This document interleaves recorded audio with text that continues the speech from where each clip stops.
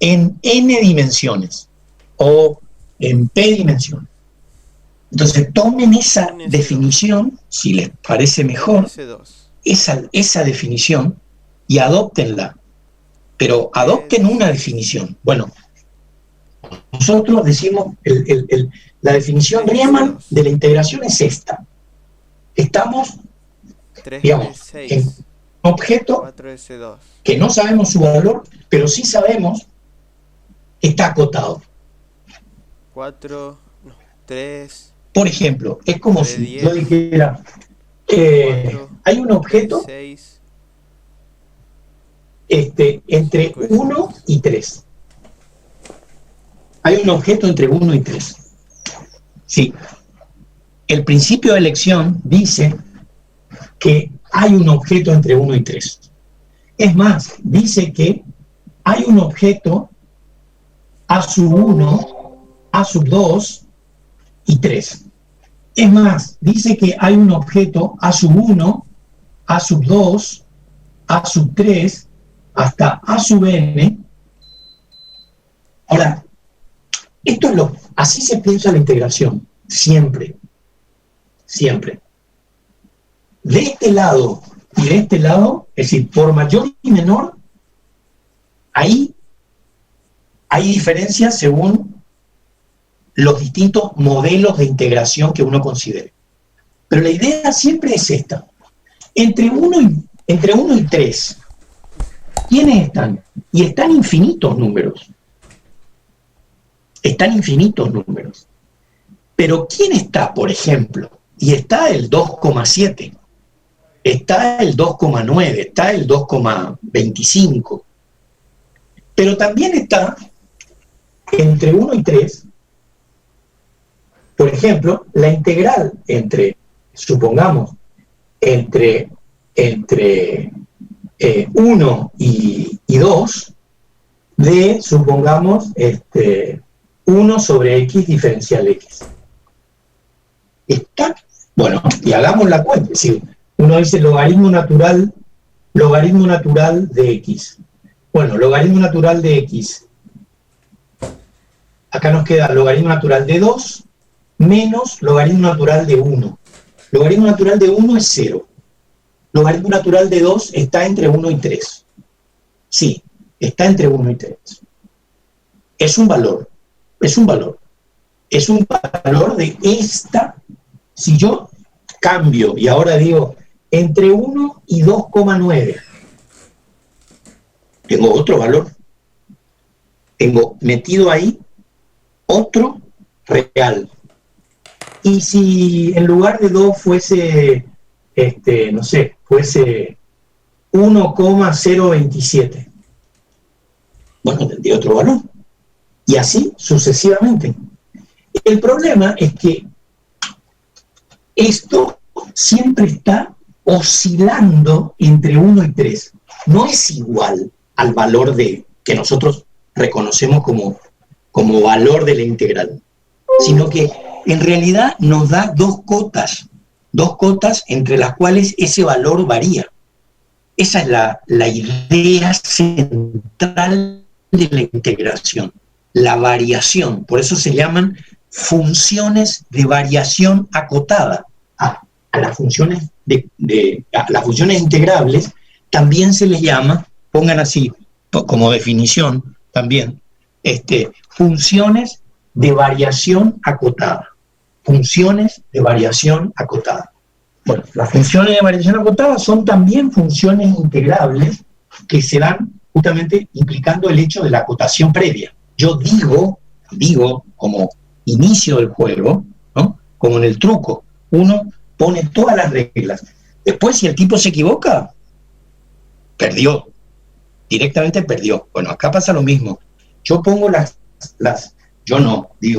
definiciones las ponemos. Ahora, después, cuando aceptamos esa definición y la construimos y la definimos ya como verdadera, bueno, queda,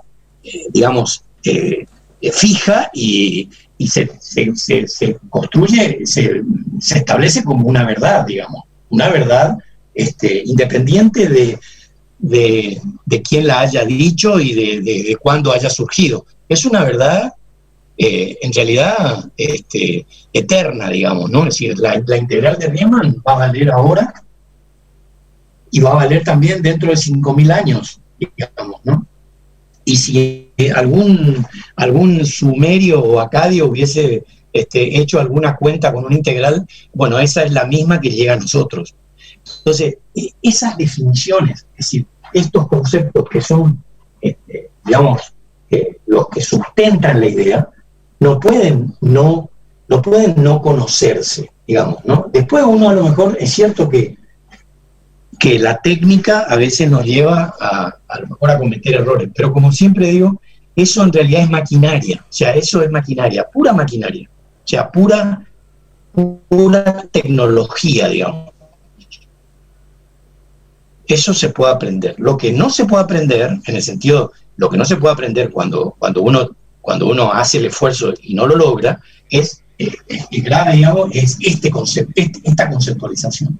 Después vienen, por supuesto, las cuestiones refinadas de la cuenta que hay que hacer, pero vuelvo rápidamente al ejemplo. Cuando yo en realidad quiero decir esto o esto, entonces digo, bueno, cuando ambos se acercan a A, quiere decir que A en realidad va a valer, por ejemplo, 3, ¿no? Y 1 también tiende a A, o sea, tiende a 3.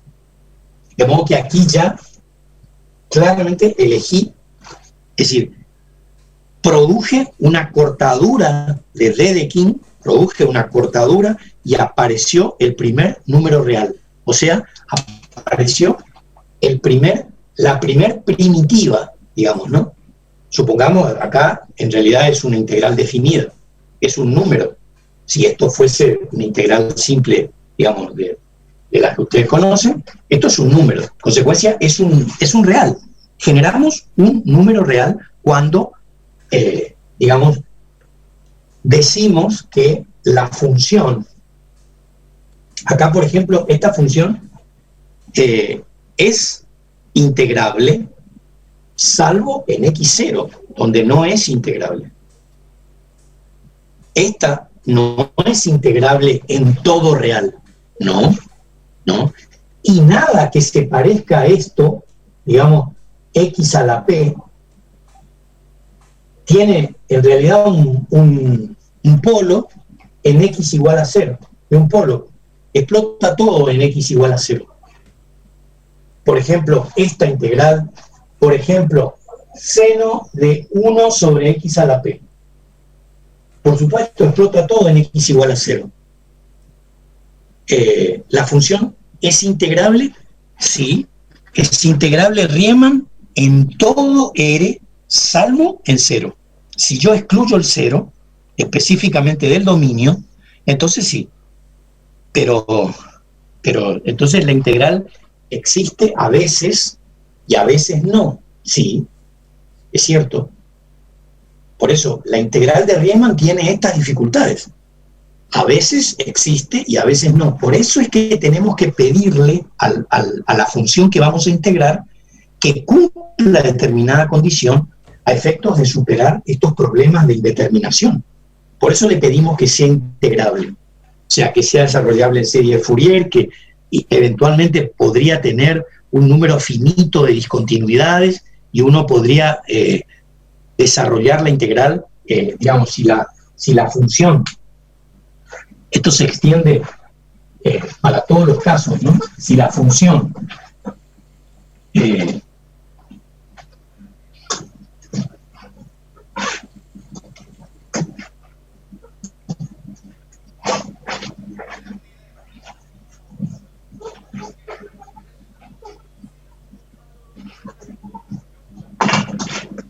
si la función tuviera, esto fuese una superficie y yo digo, integremos así, 1 menos x menos y cuadrado, así.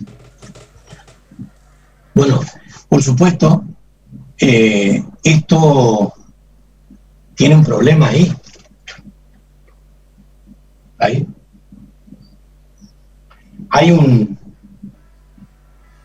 área, digamos, ahí esto tiene que ser mayor que 1.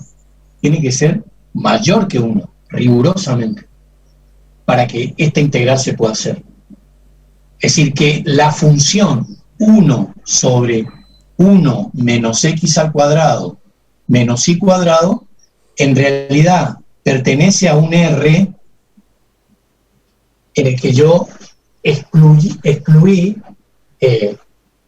digamos, todos los x e y, tal que x cuadrado más y cuadrado sea igual a 1. Digamos, si esta función f de x y yo puedo integrarla adecuando los límites en todo, para todo x mayor o igual, x cuadrado más y cuadrado mayor que 1, digamos, en realidad, para este valor no puedo integrar nada, o sea, explota todo, digamos, ¿no? Se hace 0 y la función no es integrable. Y bueno, pasa así si tengo esta integral, digamos, eso que puedo preguntar así. Por ejemplo, seno de 1 sobre x cuadrado menos y cuadrado.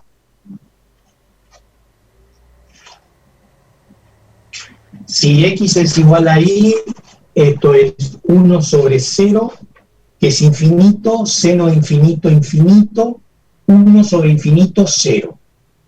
La integral es 0,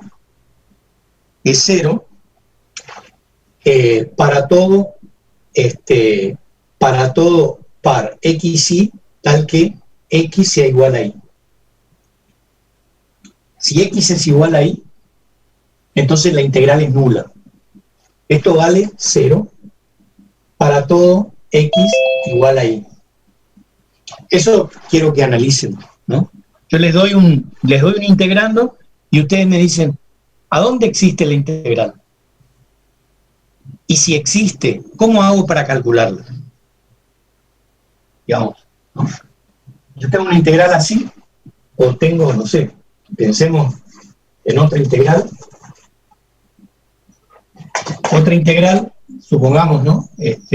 Sobre una superficie de la forma e a la menos 1 sobre x cuadrado más y cuadrado.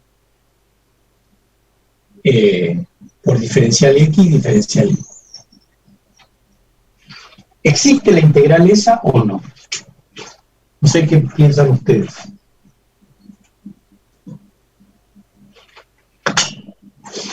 Si uno dijera, ¿cómo podríamos resolver el problema este? Si uno tuviera que hacerlo en términos de alguna cuenta previa, no sé. ¿Qué les parece? Analicen eso. ¿Cómo? Primero, ¿la integral esa existe o no? Y si existe, ¿dónde existe? ¿En qué lugar de ese está bien definida? Fíjense que en realidad esto no se anula nunca en reales. Para que se anule, x tiene que ser menos y, tiene que ser compleja, ¿no? Es la única manera. Profe, ¿y si x e y valen igual a 0 en ese punto del dominio? Fíjate, si x e y valen 0, en realidad no se anulan. Yo digo, no se anulan. Yo le digo cuánto tienen que valer. Acá se anula. En este caso hay una anulación. Yo digo, x cuadrado menos y cuadrado igual a 0, sí, sí. ¿En qué situación? Es cuando x es igual a y. Pero acá no se anula. Acá yo digo, x e y valen 0. 1 sobre 0, infinito. E a la menos infinito, 0. Entonces, esto siempre es 0. Para todo x igual a 0, y igual a 0, es 0. Es 0. O sea, la integral es nula en x, 0 y 0. Es nula. pero no porque se anule el integrando. No se anula nada, yo le digo lo que tiene que pasar. Yo le digo, si hubiese sido así, ahí sí. Ahí digo, se anula, ¿a dónde? Y se anula cuando X es igual a Y. Y entonces tengo que excluir todos los puntos que satisfagan o que estén sobre esta recta. Igual a X y igual a menos X, en realidad, ¿no? Así. Es decir, todos los puntos que están así y los puntos que están aquí, digamos, satisfacen esto. Si Y es igual a X, si Y es igual a X, esto se anula. Y de nuevo, 1 sobre 0, infinito. E a la menos infinito, 0. Se anula para una recta Y igual a X. También se anulan se anulan, digamos, una recta así y la otra así. Es esta, ¿no? Todos los puntos que están sobre esta recta o que verifican esa recta, anulan el integrando. Anulan el integrando. Es decir, que la integral en 0, 0, acá también es nula. Por supuesto, la integral en 0, 0 es nula. De hecho, 1 sobre infinito de nuevo. O sea, acá no solo es 0, 0, sino también todos los puntos que están sobre Y igual a X y Y igual a menos X, ¿no? Por eso hay que... yo veía una cierta confusión cuando ustedes calculaban, creo que ya les dije, pero si no, les digo ahora. Cuando ustedes calculaban límites como estos, por ejemplo, X menos Y sobre, supongamos, ¿no? X a la P más Y a la P, con P mayor que 1. Este límite para X e Y tendiendo a 0, por ejemplo, en realidad X e Y no se anula, es decir, esta función no se anula nunca. Se anula si consideramos raíces complejas. Entonces sí, se anula, pero si no, no. Si no, tenemos, digamos, la raíz pésima de menos 1, o sea, la raíz pésima de Y por Y, ¿no? Eso es X. Pero esto está en el plano complejo, esto está acá arriba, digamos, acá y acá, no está sobre el eje real. Por lo tanto, la función no se anula sobre el eje real, que es lo que nosotros estamos estudiando análisis real, no complejo. Entonces, hay una diferencia entre pedirle a la función que tenga determinado valor en cierto punto y afirmar, como si fueran sinónimos, y no lo son, que la función se anula en ese punto. No, cuando yo le impongo, yo digo, X e Y valen 0. Bueno, ¿qué pasa ahí? Bueno, sí, ahí se anula. Mejor dicho, la función, la integral es 0. Pero también se anula, también aparece el mismo fenómeno para los casos en que el denominador se anula, ¿no? Y el denominador realmente se anula, pero este denominador nunca se anula. Se anula solo si consideramos raíces complejas. Pero entonces no estamos hablando de esto. Entonces hay una diferencia conceptual ahí que uno tiene que, digamos, diferenciar. Entonces, por ejemplo, esta función, ¿no? Esa función. Tengo, por ejemplo, un cilindro, tengo una esfera, x cuadrado, y cuadrado más z cuadrado igual a 1. Y tengo un elipsoide, por ejemplo, x cuadrado sobre a más y cuadrado sobre b más z cuadrado sobre c igual a 27.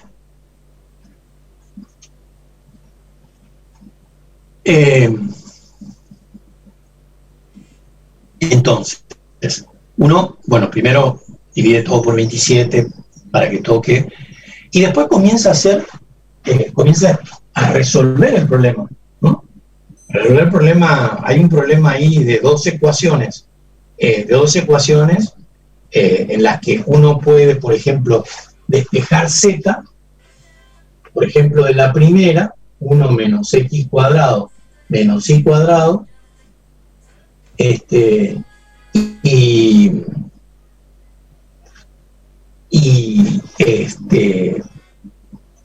por ejemplo, despejar z de la segunda, también podría ser. Y a partir de ahí obtener los valores de x e y, digamos, ¿no? Podemos despejar ahí x en función de y. Entonces, cuando uno tiene intersecciones como esta, vamos a suponer que esto sea 1 también, y que A, B y C cumpla la condición de electricidad ahí para que sea cierto. Entonces yo les digo así, supongamos calcular el volumen encerrado entre una esfera, digamos, una esfera Z, ahí está, de x, y, que tiene intersección no vacía con este elipsoide, ¿no? Una esfera que está siendo intersectada por un elipsoide, por una pelota de rugby. Entonces, tengo que encontrar los puntos que verifica, digamos, ahí va a haber 8 puntos, de los cuales yo voy a elegir, por ejemplo, no sé, el sector circular superior de la derecha, no sé, voy a poner acá los puntos, por ejemplo, A1, B1 de X, y acá A2, B2. Entonces, voy a integrar con respecto a Y primero, puedo hacerlo con respecto a X, pero acá lo más conveniente es integrar con respecto a Y, y luego integrar con respecto a X. Eso que quedó todo en función de X, voy a integrar con respecto a Y. Entonces, y ese será, digamos, el volumen de, por ejemplo, la intersección de estos dos objetos. Uno puede pensar en cosas más complicadas, ¿no? Podría pensar, pero a mí me gusta más que uno trabaje cualitativamente. A mí me interesa, por ejemplo, esto, ¿no? Bueno, si yo tengo una integral así, supongamos entre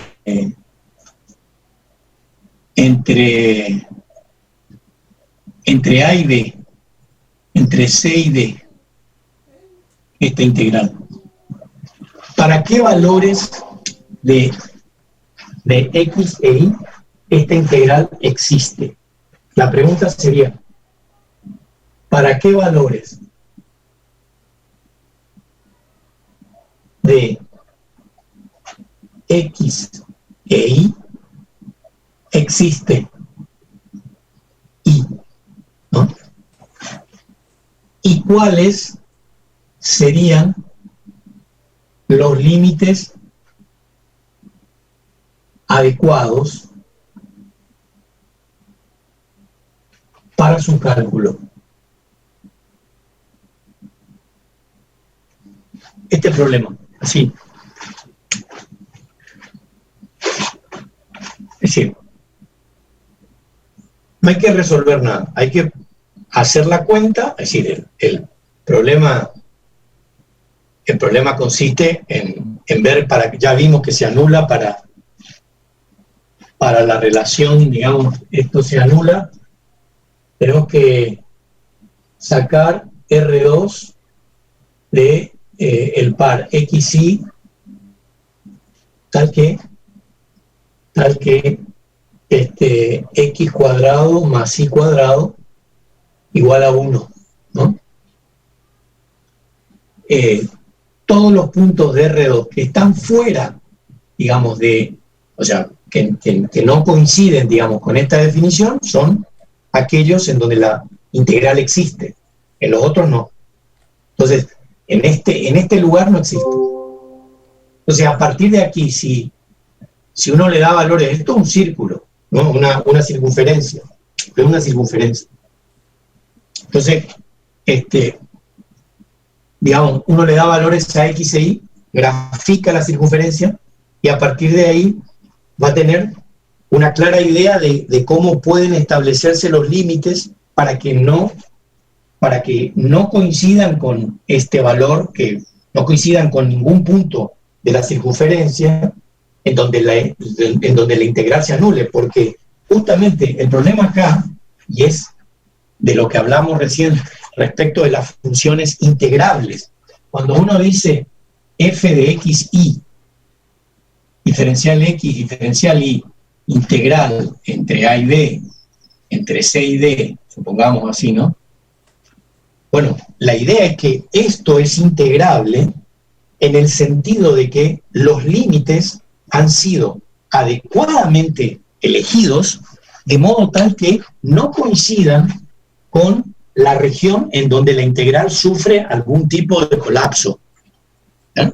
Los límites tienen que estar fuera, digamos. Si yo tengo la circunferencia aquí, así, y bueno, tendré que extender mis límites, por ejemplo, no sé, todo valor mayor que este punto, para todo valor mayor que esto, yo puedo, digamos, construir toda la región está fuera, todo lo que está fuera, es lo que efectivamente puedo calcular, digamos, como valor, con valor real. Yo podría también tener una cosa así, digamos, ¿no? Acá no puedo, acá sí puedo, y acá no puedo. ¿Cómo sería una integral así? Bueno, y tendríamos que pensar en la forma de la función tal que tenga dos regiones. Aquí la integral es 0, por ejemplo. Aquí la integral es 0 y solo existe en la corona circular. Acá. Solamente acá, ¿no? En realidad esto se ve mejor en coordenadas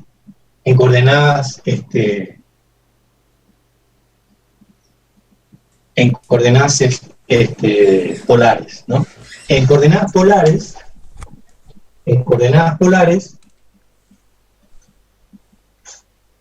la integral se escribe así, digamos. Esta es en coordenadas cartesianas. En coordenadas polares,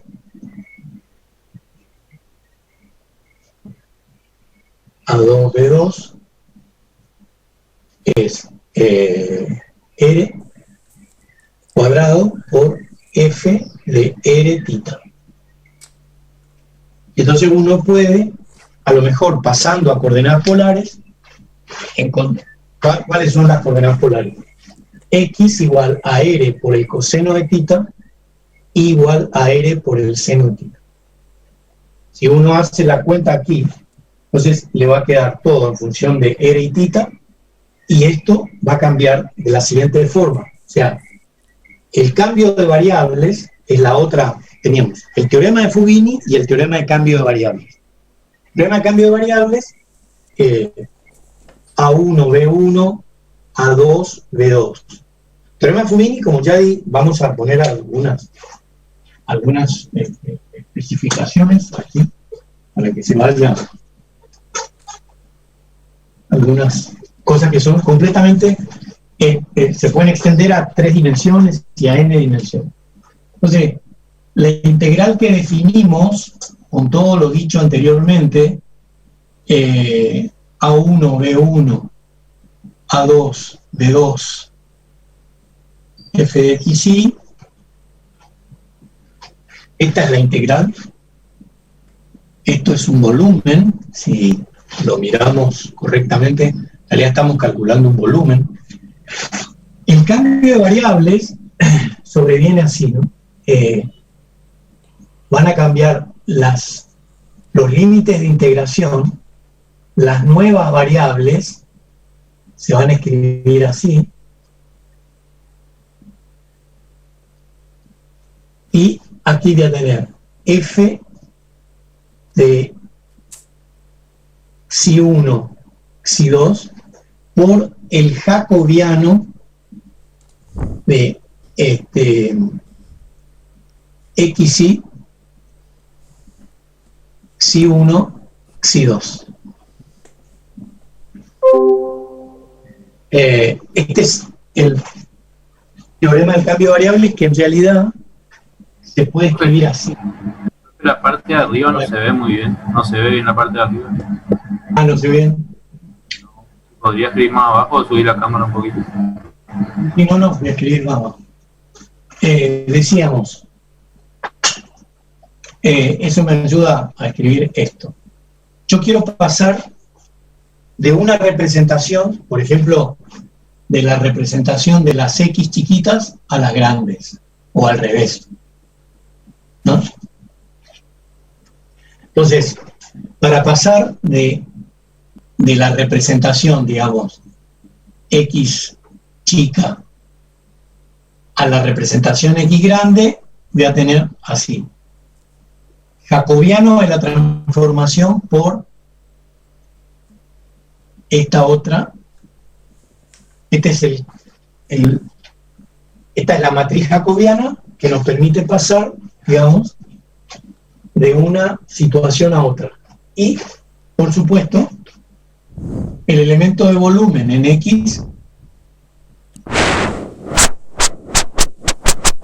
así, ¿no? Entonces, si uno tiene la integral triple de X, Y, Z, F de X y Z, y vale todo lo que dijimos sobre integral doble, vale acá en relación con el tema de la convergencia y de la suma de Riemann, porque sigue siendo una integral Riemann. Entonces, lo que va a aparecer acá, si quiero cambiar, es esto ahora, esto se refería, digamos, a las X chiquitas, y ahora este volumen está referido a las X grandes, ¿no? Esto es las X chicas y esto es las X grandes. Entonces, yo quiero ahora, voy a escribir así, DI, DZ, J por F de X, Y, Z, ¿no? Si quiero pasar, por eso digo, de una representación a otra, en caso de una integral de volumen.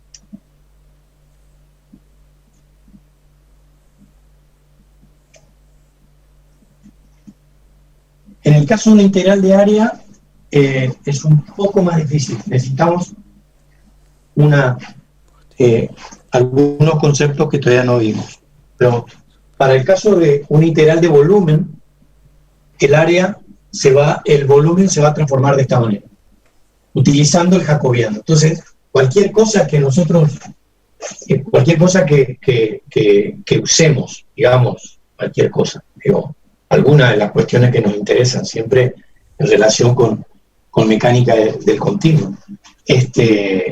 Y, por ejemplo, ya lo dijimos, esta es la representación deformada y esta es la representación no deformada o representación material también se llama. Esta es la representación material y esta es la representación euleriana, ¿no? Y este es el modo de operación, digamos, si quiero pasar al otro lado, bueno, la misma cosa. Y a mí me tocó la 2, no, o sea, la fila número 4, no la 2. Por eso yo decía, pero está mal, o sea... No, pero sí. Bien. Entonces, quedó clara la cuestión, por lo menos me parece, en la aproximación que hicimos al definir la integral doble y, bueno, y las integrales Riemann de orden superior, digamos, de integrales múltiples de Riemann, siempre fundados en el concepto de el concepto de Pero sí, está bien. integración de Riemann, en el sentido de que es la primera que se piensa utilizando el concepto del axioma de Zermelo, o del concepto de la hipótesis del continuo, digamos, ¿no? Esta idea de que siempre podemos, que está muy relacionada también con algunas cuestiones. Esto mismo que hicimos para integrales, vale también para operadores. Si uno tiene un operador, por ejemplo, el operador de onda,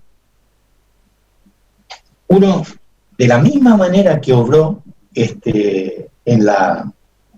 el caso de la integral, digamos, uno va a tener para este operador, digamos, una supersolución, así se llama, supersolución, y una subsolución. Es lo mismo que vimos antes. Ahora, digamos, yo tengo el operador y sé que existe una solución. De modo que operando por analogía con la integral de Riemann, también podría decir que entre una solución, que de algún modo la supongo existente, hay siempre otras dos que la acotan. Es la idea de supersolución. La idea de supersolución está fundada en esta idea de suma de Riemann inferior, suma de Riemann superior para el operador de integral. Para cualquier otro operador, digamos, que no sea eso, que no sea, y que de hecho, de alguna manera, esta idea se podría aplicar si esto fuese una integral. En realidad aquí tendríamos dos series, que son la supersolución, digamos, la serie que la acota superiormente, o dicho de otro modo, la mayora, así decimos, mayorante, es una serie mayorante y una serie minorante. Ninguno de estos dos términos está aceptado por la Real Academia, pero están tan propagados en los textos que uno, en realidad yo no los menciono porque me suenan mal, porque me parece que no sé, me parece que es más, diríamos, más estético decir serie, serie o cota superior y cota inferior, digamos, ¿no? Son acotaciones que están explicitadas en términos de una serie, pero son cotas, son números, finalmente, porque cada uno de esos números, cuando la función es integrable de Riemann, tiende al resultado exacto de la integral. De manera que son números. O sea, esos números, esas son series numéricas, de alguna forma, que tienen la forma que recién escribimos. De ese mismo modo, uno podría decir, con el mismo criterio analógico, uno podría decir, sí, entre todas las soluciones que yo encuentre respecto a un operador, siempre puedo hallar dos cualesquiera que acoten a una tercera, es decir, que sean mayor y menor respectivamente de esa que elegí. Es decir, que si yo después aplico, digamos, el operador acá, el operador acá y el operador acá, esto en realidad va a generar una respuesta, digamos, menor, así va a generar una imagen en el espacio en el cual se aplica esta operación. Esto va a ser H de U, y esto va a ser, digamos, el otro resultado de aplicar el operador a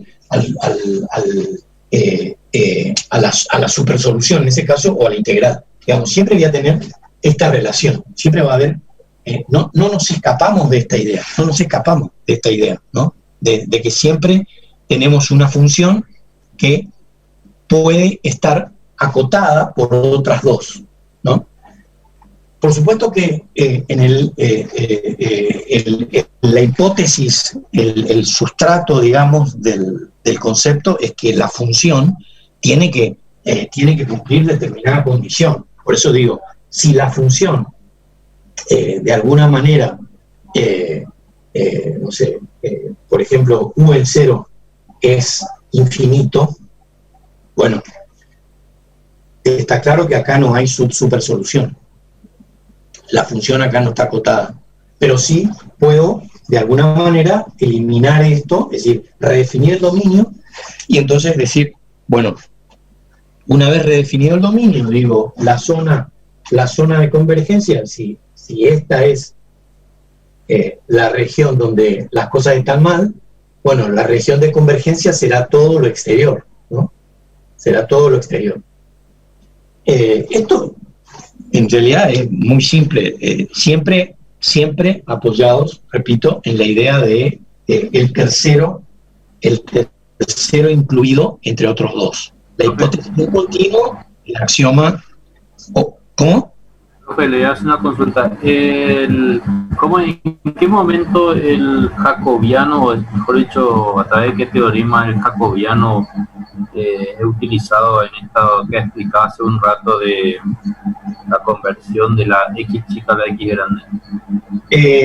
Porque cuando yo, en realidad, cuando yo hago esto, esto es lo que...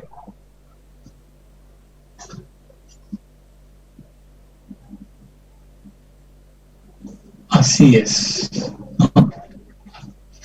En realidad, tengo que suponer que J, es decir, tengo que suponer que la función que voy a integrar, de hecho, ¿cómo decirlo? El campo al que me estoy refiriendo, para encontrar el jacobiano, es un campo vectorial, es un campo de vectores, sobre el cual voy a realizar la operación de integración. Voy a decir lo siguiente, o sea, yo en realidad creo que ya lo dijimos en algún momento, por ejemplo, la superficie es un vector. La superficie es un vector. El área es un escalar. Entre la superficie y el área hay un vector normal, digamos, que nos permite pasar, digamos, por ejemplo, si yo tuviera otra superficie, aquí tendría, y entonces, a partir de aquí, digamos, lo que veo es que claramente n es igual a n'. Si se trata de la misma área, digamos, estoy hablando de la unicidad en la elección del vector. Esto significa que en realidad cuando uno va a integrar un volumen sobre un volumen, en realidad no lo está haciendo específica, es decir, lo está haciendo sobre esto. Es decir, uno debiera escribir así: dB de X, así, ¿no? Es decir, esto es dx1 por dx2 por dx3, supongamos que fuese así. O, en general, puede ser, podría ser, por ejemplo, ρ x1 por dx1, ρ x2 por dx2, ρ x3 por dx3. Es decir, en coordenadas curvilíneas generales, qué sé yo, en coordenadas esféricas, en coordenadas más, también esféricas, estos valores tienen, esto por ejemplo será r cuadrado, esto es seno cuadrado y esto vale 1, por ejemplo. Los pesos respecto de los cuales se van a integrar cuando hacemos el pasaje. Ahora, ¿cómo construimos estos pesos? Estos pesos en realidad sobrevienen cuando calculamos el jacobiano, porque lo que estamos suponiendo acá es que la superficie está siendo determinada por un campo vectorial. Es un campo vectorial. O sea, yo voy a decir así, digamos, ¿no? Sería dB acá en realidad yo tengo yo tengo así dx sub i sobre dx j por diferencial de b x j. Así voy a sacarle esto. Así, esto es chico y esto es grande, ¿no? Entonces, el volumen lo debo pensar en términos de un campo vectorial. El volumen, en realidad, está pensado así, defino un vector que comienza a moverse en el proceso de integración y genera el volumen asociado a él. En realidad lo que genera el vector, es decir, supongamos yo, por ejemplo, este vector, lo comienzo a mover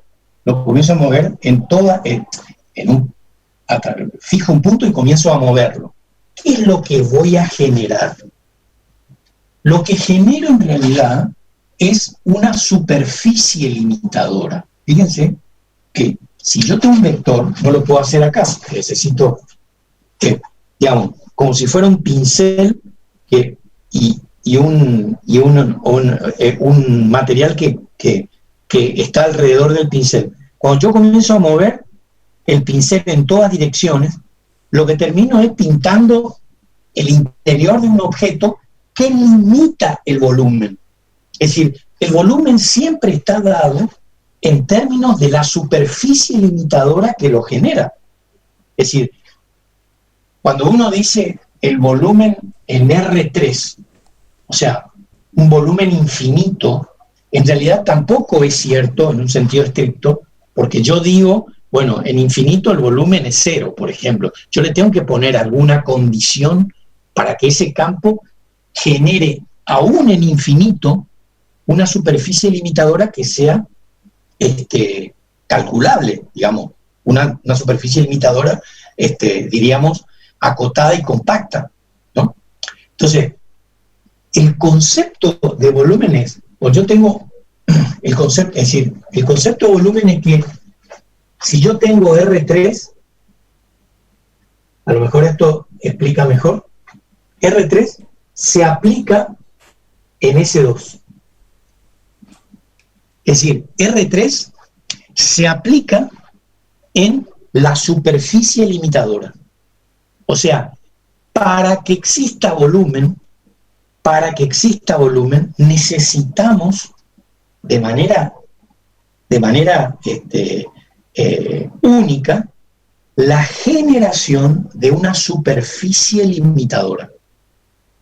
Por lo tanto, necesitamos de un vector que nos permita pasar de la representación actual a la representación sobre la superficie que viene a ser que viene a definir el volumen, y justamente esa relación entre lo que genera el campo de vectores moviéndose y el campo actual, digamos, porque esto, ¿cómo se vería? ¿Se acuerdan que hablamos? Si yo digo x sub i, si yo hago esta derivada, la derivada parcial de x sub i respecto de x grande, j. A esto le llamo f de i, vamos a llamarle acá IA. Así.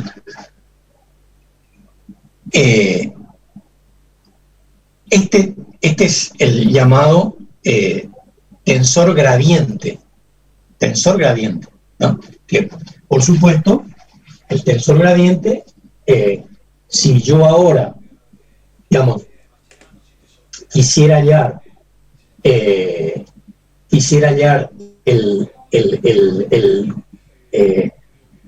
pasaje, digamos, de A a I, tendría que multiplicar por -1 esto, o sea, A por I por F de IA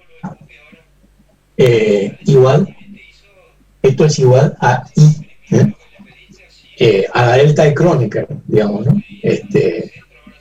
Una delta que está, en realidad va a ser IA, solo que esto está en la diagonal principal de este tensor mixto, ¿no? Entonces, uno a partir de aquí, de esta relación, podría encontrar F menos 1 y, por supuesto, F de IA ya está.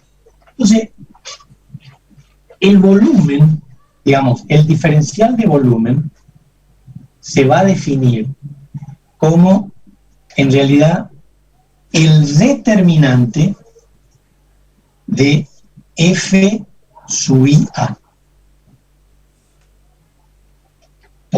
Y acá tengo XA, ¿no?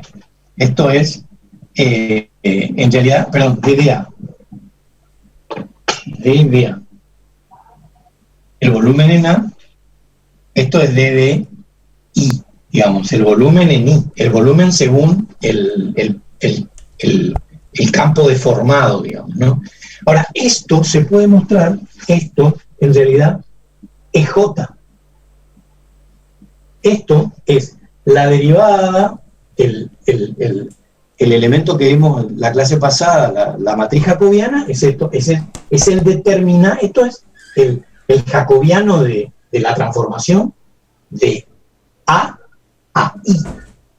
Por eso, uno podría escribir así, ret de F de IA por diferencial de A, por diferencial I, ¿no? Es decir, primero hay que definir esto, digamos, ¿no? Esta idea fundamental.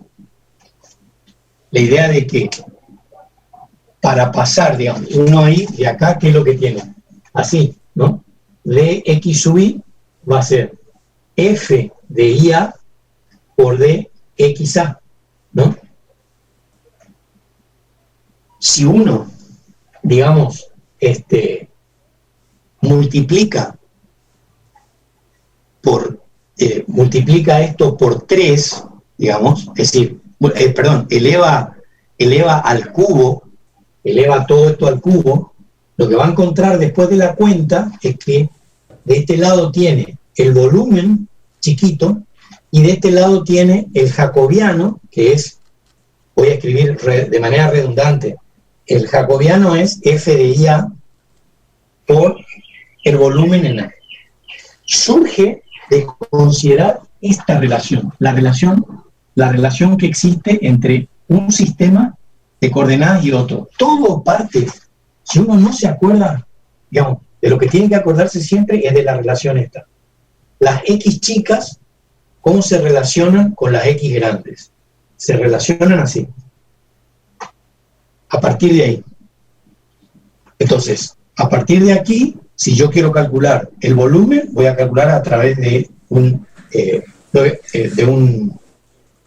del jacobiano, por esta cuestión que dije, porque cuando armamos el elemento de volumen, es como si uno dijera, digamos, dx por dx por dx.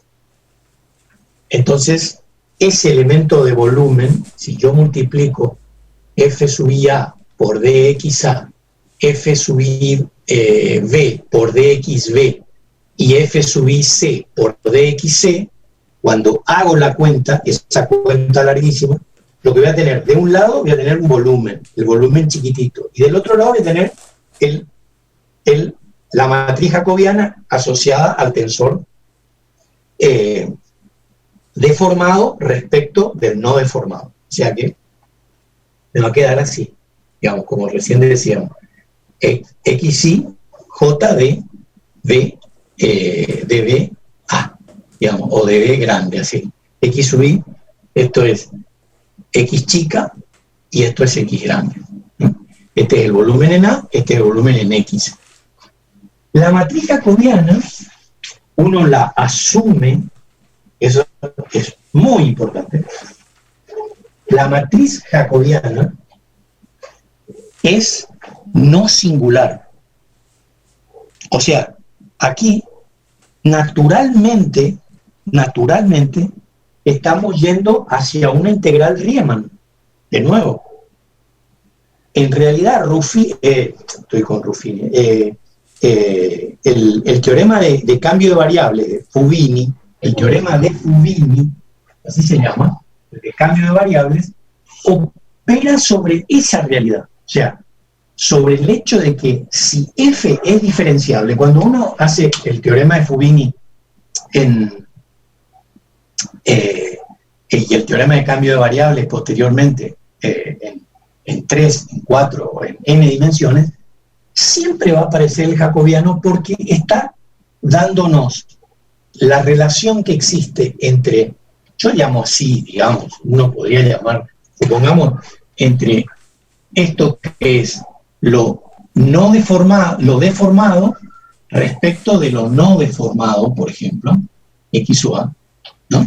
Entonces, el volumen, ¿cómo va a cambiar? El volumen va a ser J por B grande. La superficie tiene otra manera, vamos a ver, pero la superficie necesito otros elementos para calcularla, pero el volumen va a ser así, digamos, la relación va a ser de este tipo, porque el volumen en realidad es un escalar en sentido estricto, ¿no? Es un escalar en sentido estricto. En cambio, la superficie, no. La superficie es un vector que puede ser, en realidad, ahí hay algún problema, es decir, uno tiene que analizar bien. En realidad, la superficie puede ser un pseudo vector. Si n, tal como definimos recién, esta relación, si n es un pseudo vector, entonces este producto es un pseudo vector, digamos, ds es un pseudo vector. Y hay que ver qué sentido tiene eso. Por eso, esto en general, uno lo asume, este es un vector en sentido estricto. Esta situación. Entonces, aquí, supongamos, que si uno quisiera utilizar el mismo criterio, podría pensar en que el diferencial de área también se puede escribir así, ¿no? Entonces, sustituyendo aquí, tengo en realidad estos dos elementos que cuando los derivo o cuando los comienzo a trabajar, en realidad aparecen más términos que los que aparecen cuando yo transformo un volumen. Es bastante simple, digamos. Pero cuando transformo una superficie, no es así. Cuando transformo una superficie aparecen términos que no están asociados a la simple utilización del jacobiano, sino que están asociados al hecho de que, por eso, la pregunta, no sé si fue contestada, pero mi problema mayor es que cuando uno quiere hacer una analogía entre cómo se hace para transformar el volumen respecto de cómo se hace para transformar la superficie, va a encontrar que no se parecen en nada. Entonces, ahí sí hay que hacer algún análisis más profundo. Que yo hoy no lo puedo hacer, pero el martes, el lunes lo voy a hacer. No, quería rápidamente ir a esta otra cuestión, que sí tiene las reglas de integración. Ya sabemos cómo construir la integral múltiple, Riemann, y después las reglas, ¿no? Las reglas de integración son las mismas, ¿no? Supongamos sobre Rn, ¿no? De un volumen en Rn, de, por ejemplo, F más G, será de en Rn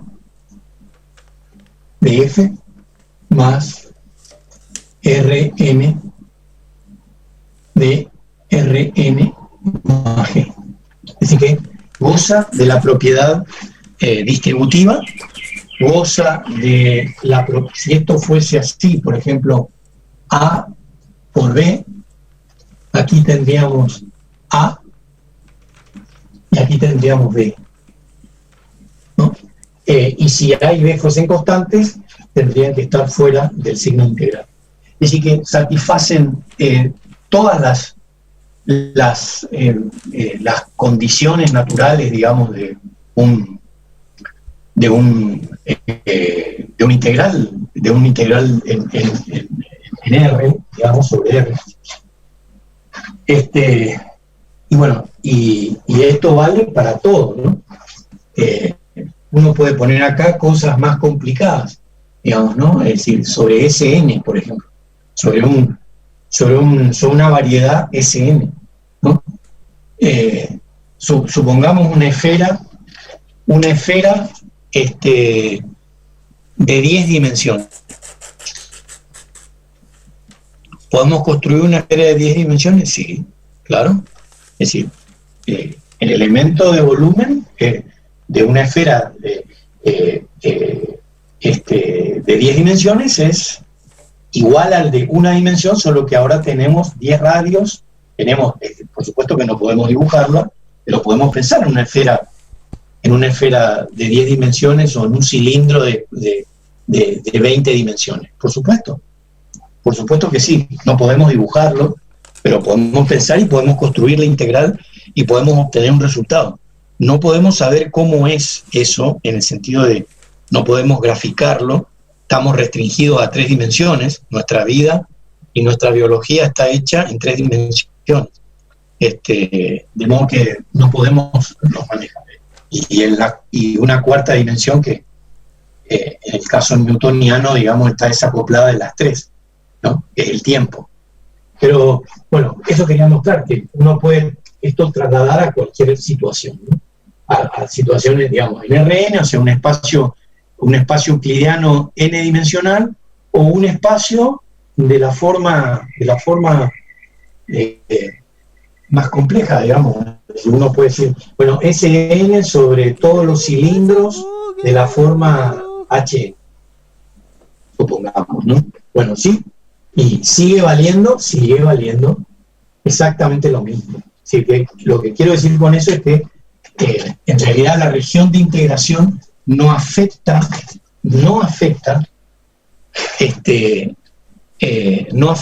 la propiedad o las propiedades de la integral, de la integración. Entonces, ¿cómo uno va a contestar? No estoy diciendo que lo deban hacer así, pero me gustaría que por lo menos alguna porción de esto que digo se quede claro, ¿no? Cuando uno dice, defina el concepto de integral doble o de integral triple, no sé, de integral en un espacio n-dimensional. Entonces, hay formas, a lo mejor un poco más... yo tengo aquí algunos conceptos para... Habría que hacer un dibujo, no voy a hacerlo, pero quiero que, digamos, se puede hacer un dibujo. Bueno, esto también le puedo dar a Bioti para que después... Acá están las definiciones que a mí me gustaría que ustedes tengan en el trabajo. La definición de integral doble, la definición de integral triple, para regiones generales, no necesariamente rectangulares. Bueno, integral triple, decía, integrales triples sobre regiones generales, bueno, cálculo de integrales triples. Bueno, esta es una tarea que hicimos en el año 2013 y bueno, sigue siendo valiosa. Así que yo le voy a dar esto a Bioti para que las definiciones que están acá quisiera que las reprodujeran después. Básicamente son con algunas diferencias. Lo que traté de dar alguna idea algún sentido es sobre el criterio o los criterios que se tienen en cuenta para que algo que se llama integral exista, digamos, ¿no? Es decir, me parece que ese es el punto. La otra cuestión está en la definición, que les repito, voy a darle eso, y también le voy a dar otro trabajo de cálculo integral en Rn, donde lo que tengo es específicamente ejercicios son todos ejercicios que por ahí sería bueno que los miren, les pueda ayudar. Bueno, son 2 trabajitos que no son muy extensos y me parece que son muy provechosos porque tienen muchísimas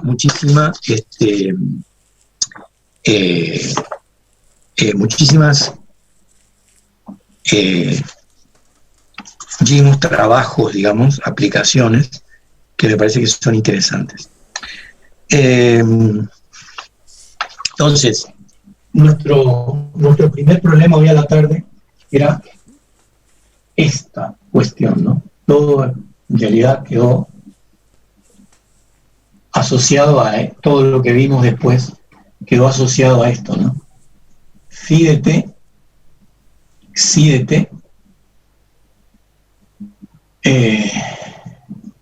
f de x t. Así. Bueno, entonces, ¿qué debíamos hacer ahí, no?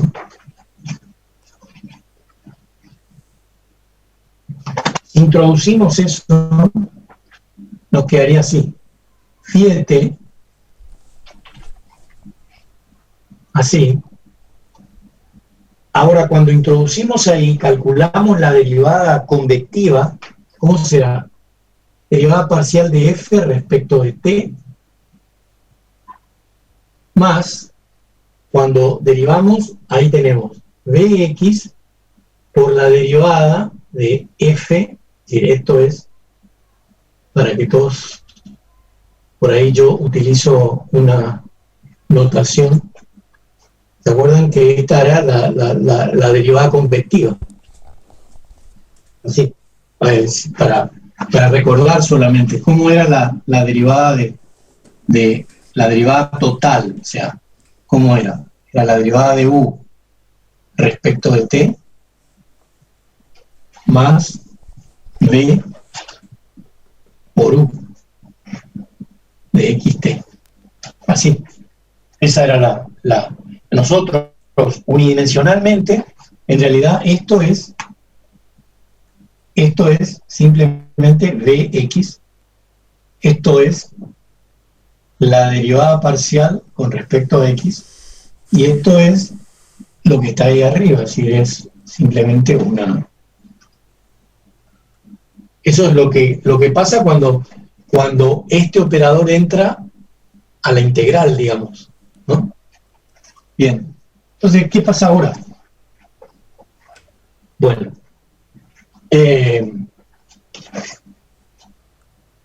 vamos a tener así, derivada de u respecto de t, igual. Ahora aplico la propiedad distributiva, y fíjense lo que tengo. Phi de t ¿Te cobro? Por derivada de f respecto de t más la integral de phi de t de x. Acá tengo la derivada de... No, acá tengo v de x, ¿Ya arregla tu batería? la derivada de f. Bueno, ¿no compraste nueva? ¿Cómo hacemos acá? Bueno, este término se puede trabajar así. Fíjense que la derivada de v de x por f La parte teórica no me es para anotar. es igual a v de x por la derivada de x de f más f por la derivada de v de x. Entonces, podríamos usar esto, en realidad reemplazar esta expresión por esto, porque fíjense que x aquí, v de x, no depende de x, depende de t solamente. Entonces, esto es 0. Consecuencia, esto es 0. Así que nos queda esa expresión. De modo que podemos reemplazar esta expresión por esta, que está acá. Así que nos queda así. Dx por b de x, f. Entonces, aquí, ahora decimos, integral phi de t, xi de t, de x, la derivada de f respecto de t, la derivada parcial de f con respecto de t, con respecto a t, más. Aquí, fíjense lo que sucede. En realidad, estos son diferenciales que podrían... un minuto, por favor, estoy quedando sin batería.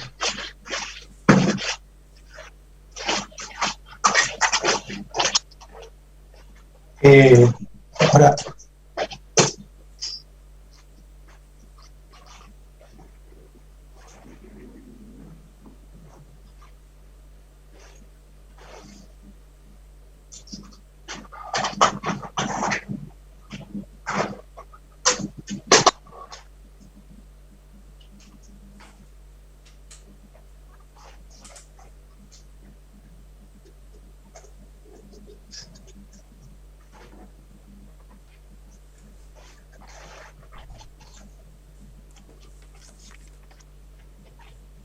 Bien, entonces, fíjense aquí, cuando escribimos esto de esta manera,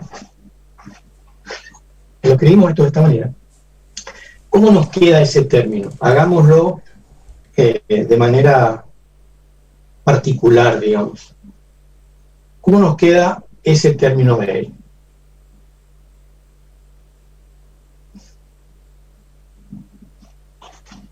En realidad, estos son diferenciales, es decir, son números, estos se pueden cancelar, en realidad. Y esta diferencial, en realidad, anula la integral, o la resuelve, en el sentido de poner b de x por f entre phi de t y xi de t. ¿No? Entonces, esto es lo que va a pasar en este término. Por lo tanto, ¿cómo nos quedaría? Entonces, voy a borrar acá. ¿Cómo nos quedaría? Voy a borrar esto. Finalmente la expresión, digamos, la derivada de u respecto de t nos quedaría así. Integral entre phi de t y xi de t de la derivada parcial de t de xt más. Y ahora, cuando reemplazamos aquí, phi de x en realidad, b de x en realidad es phi punto de x, así. O sea, es la derivada con respecto a t, ¿no? Y f, ¿dónde está evaluada? Bueno, f va a estar evaluada en xi t, menos, claro, porque al aplicar Barrow, en realidad, aquí estoy aplicando Barrow, digamos, con límites variables, pero Barrow al final. Phi punto de t por f de phi de t, t. Esa es la regla de Leibniz. Esta es la regla de Leibniz, o regla de la derivada de una integral. La derivada de una integral.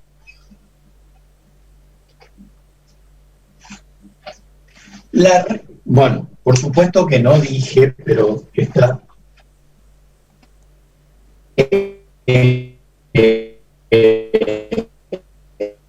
f de x es integrable Riemann.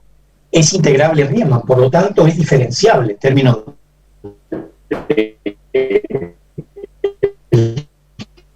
cálculo. Por lo tanto, esta derivada es correcta porque dijimos f es integrable Riemann y en consecuencia es diferenciable, es decir, es continua y derivable.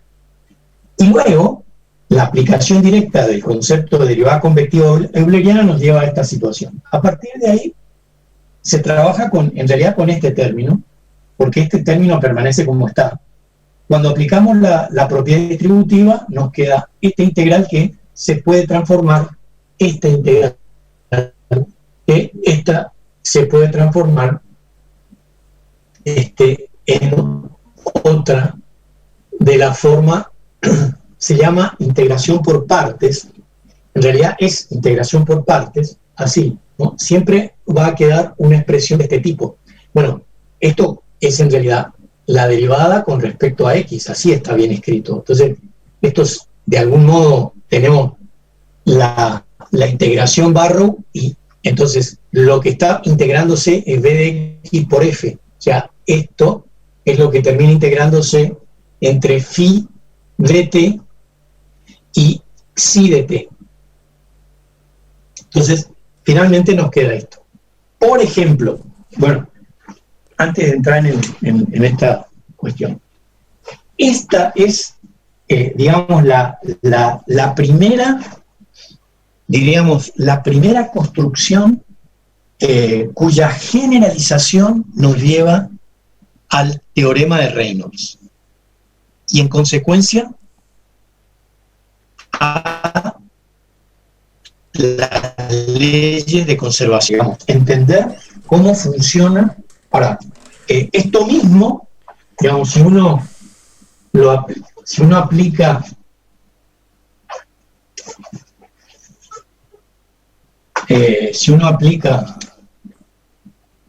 a un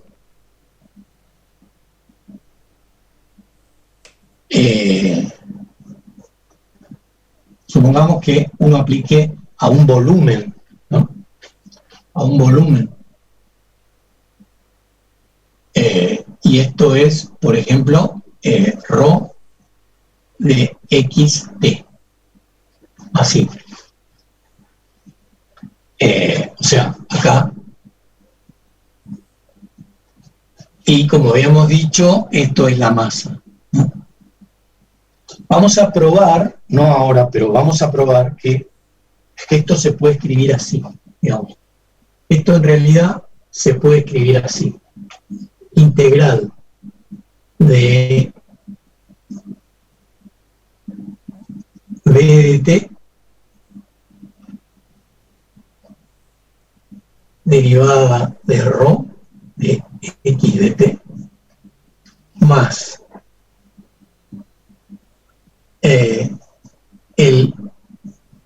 más la divergencia de ρ por d.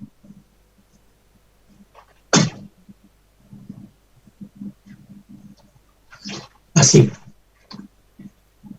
Si, bueno, todavía no vimos, pero si aplicamos el teorema de la divergencia, esto nos queda como es habitualmente expresada la ley de conservación sin balance. Todavía no podemos.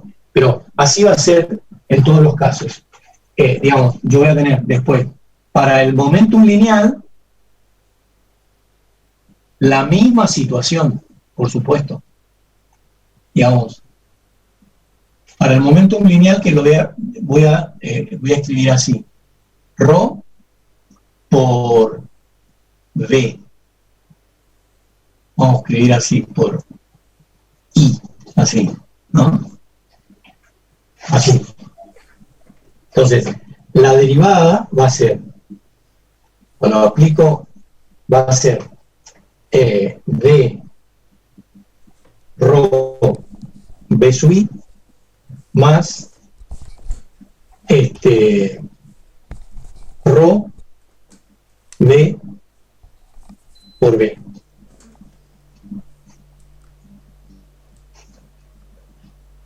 Estamos escribiendo ya en realidad la ley de conservación balance y falta la ley de conservación de energía, pero digamos estas dos que son importantes, después veremos. Nos queda por probar esto, digamos, ¿no? Nos queda, pero estos son los dos resultados. Después, ¿cómo van a aparecer las leyes de conservación balance? Yo voy a decir, cuando tengo esto, digo, bueno, en realidad la masa se conserva, por lo tanto, la derivada es cero. Es decir que esto es cero. Esto es cero, y esto también es cero. Y hay que ver ahí qué conclusión obtenemos, ¿no? Si esto es 0 y el integrando es fijo, significa que esto no se anula, esto existe. Lo que puede anularse eventualmente es este integrando. Esto es lo que se va a anular. Entonces, esa es la condición que me permite reescribir la ecuación de conservación-balance como una expresión, en la forma de una expresión diferencial. O, si aplico aquí un teorema que todavía no vimos, se llama teorema de la divergencia, podré escribir esto en forma integral, que son las dos maneras de traducir las leyes de conservación de la balance. Pero esta es la forma general, así. Después hacemos la consideración, pero digamos, ¿y cómo se obtuvo esto? Por aplicación directa del teorema de Reynolds, es decir, por aplicación directa de esta situación. Quiero decir, estas dos leyes y este primer teorema. Después,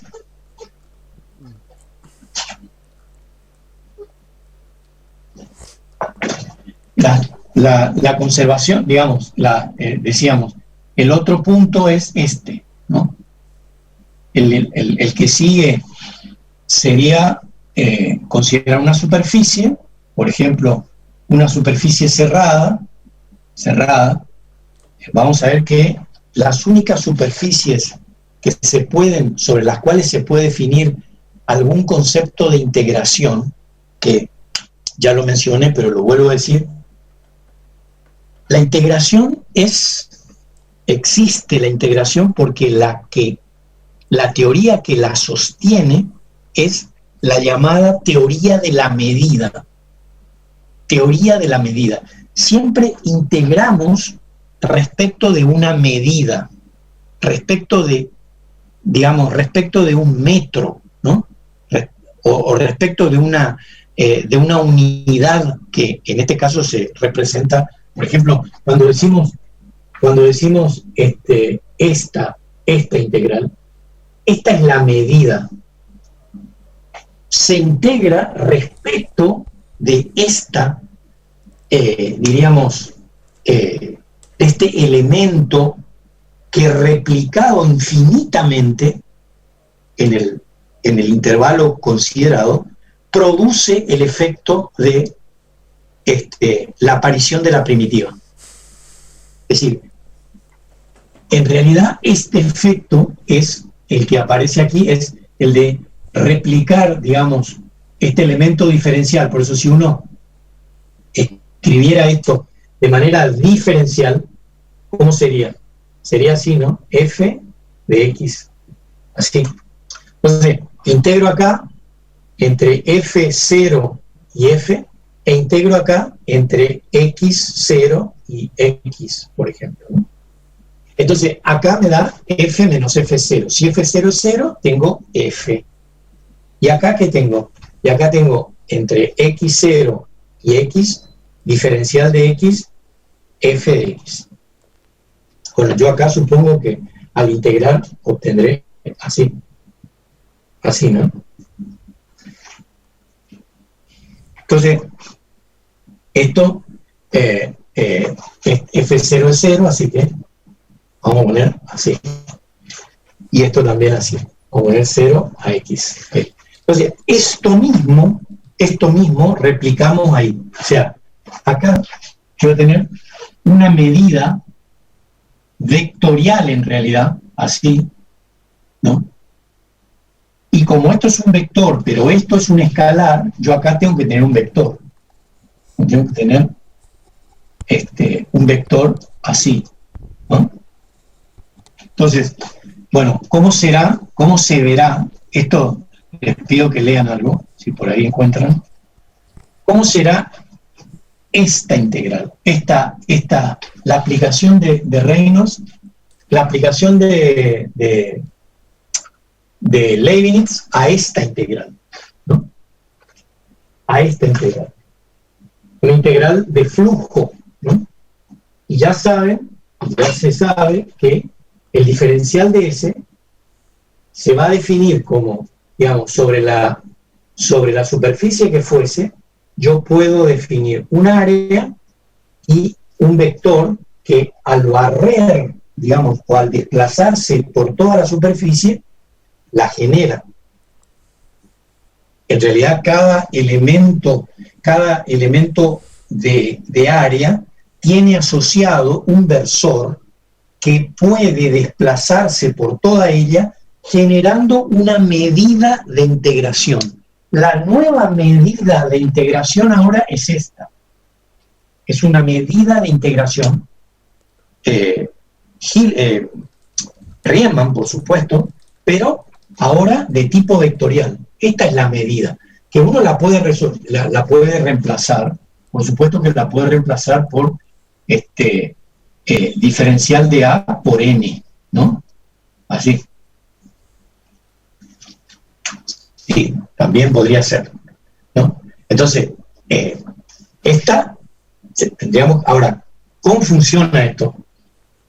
A depende de T, N depende de T y F obviamente también depende de T. Entonces, cuando esto introducimos acá, hay que ver qué elementos se generan, digamos, ¿no? Para el caso del volumen sucede una cuestión bastante parecida, digamos, ¿no? Si uno tuviera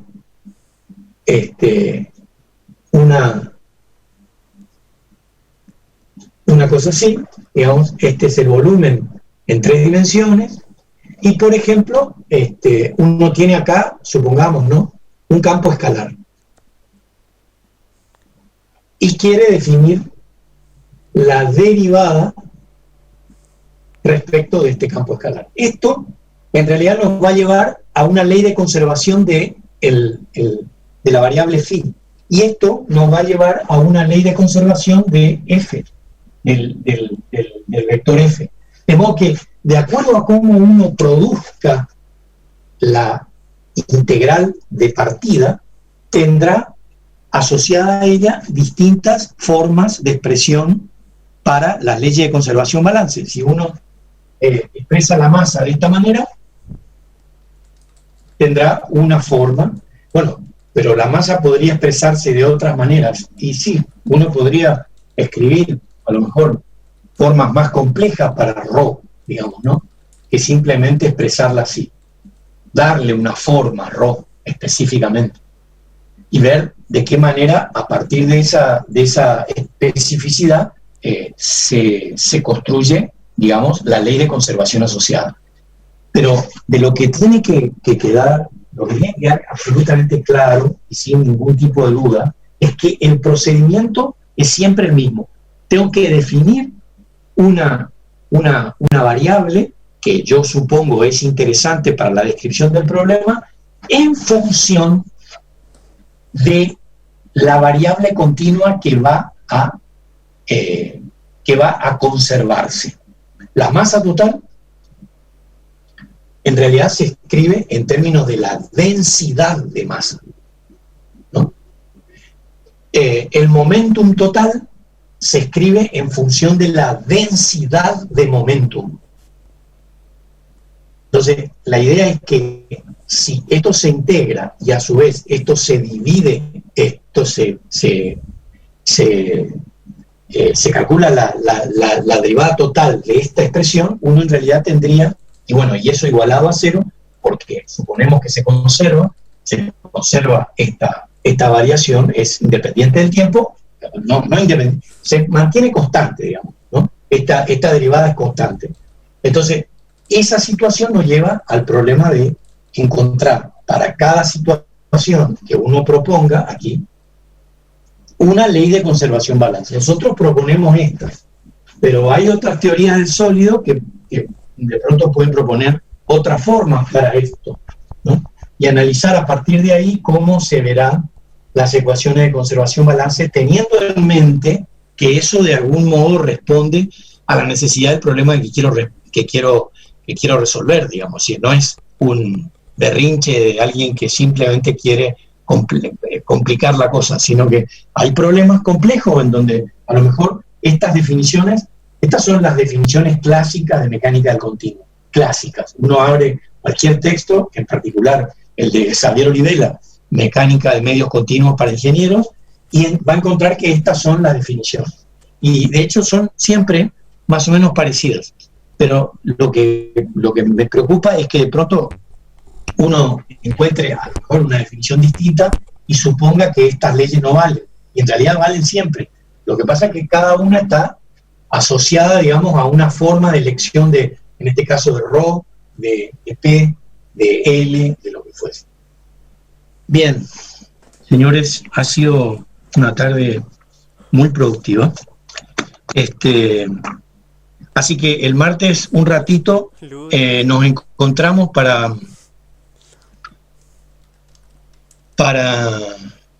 qué era? Para tomar una evaluación de media horita o de 10 minutos. Yo les doy tres preguntas y a las 5:30 ustedes me mandan eso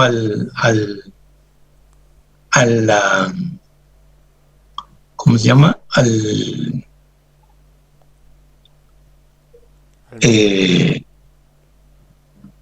Al drive que generó Bioti, y ahí nos ponemos, y ahí yo después miro. Estuve mirando. Profe, disculpe, ¿qué día es? ¿Qué día dijo? El lunes que viene. El lunes, ¿a qué hora? A la hora de arranque de la clase. Sí, a las 5, sí. Okay. No, ya les digo las cosas que les voy a preguntar, les digo. Es decir, definición de integral múltiple, rigurosa. Definición de integral doble, rigurosa. Definición de integrales de superficie sobre campos escalares y definición de integrales de superficie sobre campos vectoriales. Esas 4 definiciones. Si quieren, les vuelvo a decir. Definición de integral triple.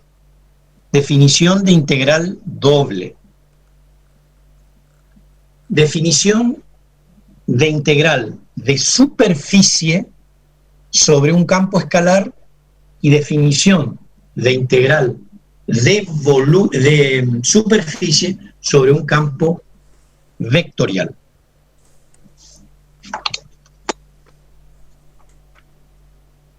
Con eso cerramos y el martes que viene, en realidad ya es el anteúltimo martes, después ya viene la defensa, ¿eh? A ver, el martes que viene es 24, después, ¿cuándo dijimos que? ¿No es lunes 23? 23, nos queda el lunes 23, Y el 30. después el 30, ¿y cuándo dijimos que iba a ser la defensa? El 12, profe. 12, 16, no recuerdo si era 12 y 16, por ahí. No. Si el 12 terminan las clases. No.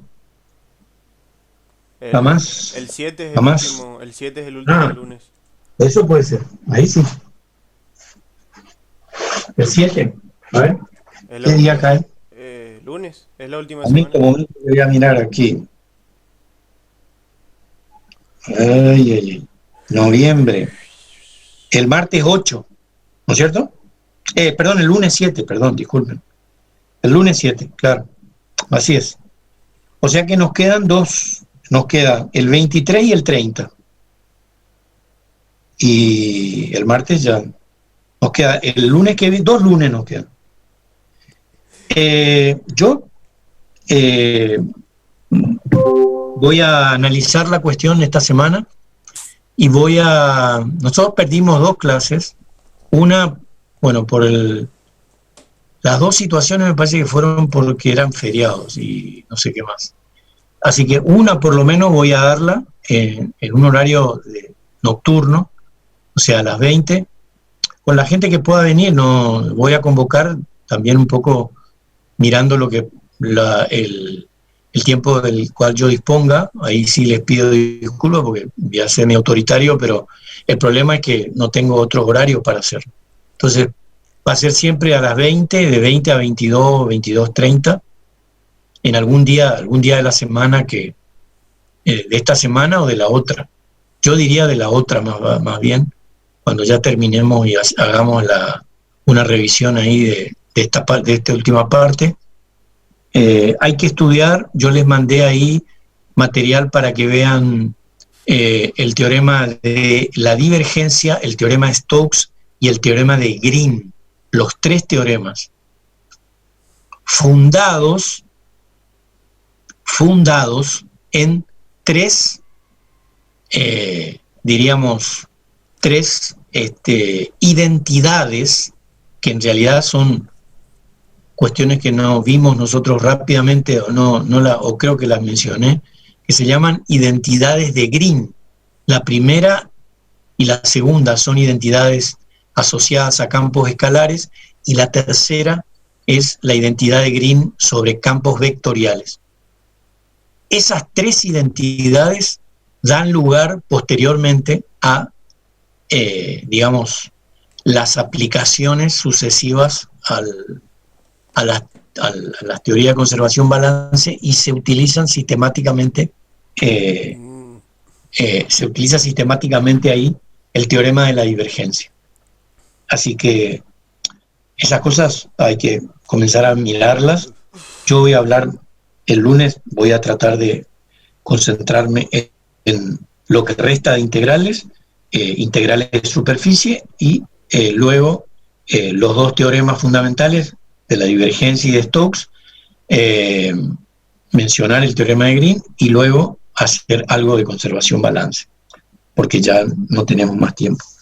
Bueno, los dejo, les agradezco infinitamente que hayan estado y no sé, por ahí si tienen alguna propuesta de un horario para encontrarnos, bueno, la pueden hacer, podemos ver cómo podemos arreglar un horario y encontrarnos para resolver cosas. Pero esto tiene que ser, en realidad, después que Bioti suba estas cosas que yo le voy a dar ahora para que haga el escaneo. Mañana a la tarde estoy libre, profe, si quiere. ¿Cómo? Mañana a la tarde puedo pasar por su casa si quiere. Mañana a la tarde. Sí. Puede ser. Sí. Yo tengo, es poco, así que no es mucho lo que hay que... Bueno. No es mucho. Nos vemos. Bueno. ¿Sí? No, que usted había empezado a mencionar que creo que había empezado a ver los trabajos prácticos o algo así. Ah, sí. No, que están, en general están bien,